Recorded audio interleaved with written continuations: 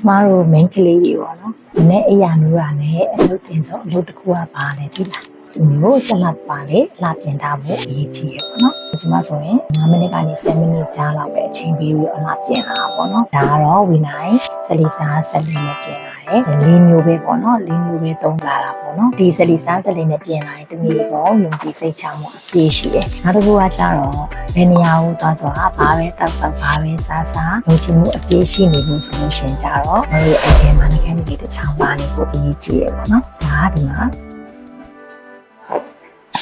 ဘယ်တော့လိုက်ပဲဆိုရင်လည်းဒီမှာကြည့်လိုက်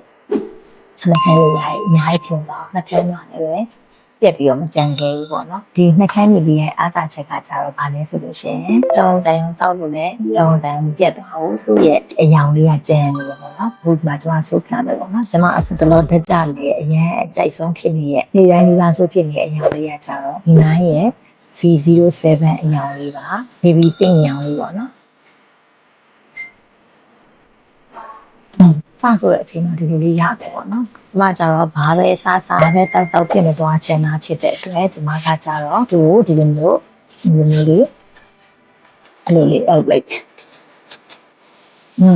အဲ့ဆိုလို့ချင်းတောင်းတိုင်းရောဘာတောက်ပြက်တဲ့အထဲကိုမရောက်တော့ဘူးနော်။အဲ့တော့ဒီလိုမျိုးနှခမ်းကြီးသူ့ရဲ့ခံစားချက်လေးရတယ်နှခမ်းပေါ်မှာတင်ထားရင်ဒီလုံးဝမခံစားရအောင်စိတ်ကက်တာတွေအဲ့လိုမျိုးလေးလုံးဝမရှိဘူး။ဒီမှာဒီလိုနှခမ်းကြီးရဖို့ပေါ့နော်10နှစ်ကျော်ရှာခဲ့တာနိုင်ငံပေါင်းများစွာသွားတဲ့အချိန်မှာနှခမ်းကြီးအချောင်းပေါင်းများစွာဝယ်ခဲ့တယ်။ဒါပေမဲ့ဒီလိုမျိုးစိတ်တိုင်းချရဲ့နှခမ်းကြီးကိုဝီနိုင်နဲ့ကြမှာပဲတွေ့ရောတယ်ပေါ့နော်။ဒါကြောင့်ဒီချာလေးဆိုကြည့်ပါဒီမှာအခုဆိုးထားတဲ့အရာမျိုးလေးကိုလိုချင်တယ်ဆိုလို့ရှိရင်တော့